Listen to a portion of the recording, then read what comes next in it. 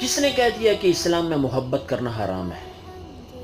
آپ خود سوچئے، جس مذہب کے معنی ہی امن اور محبت کے ہیں، بھلا اس میں محبت کو کیسے حرام قرار دیا جا سکتا ہے؟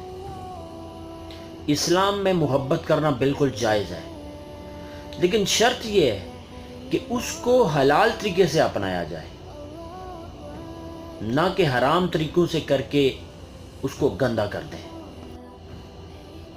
کس نے کہہ دیا کہ اسلام میں محبت کرنا حرام ہے؟ آپ خود سوچئے، جس مذہب کے معنی ہی امن اور محبت کے ہیں، بھلا اس میں محبت کو کیسے حرام قرار دیا جا سکتا ہے؟ اسلام میں محبت کرنا بالکل جائز ہے، لیکن شرط یہ ہے کہ اس کو حلال طریقے سے اپنایا جائے، نہ کہ حرام طریقوں سے کر کے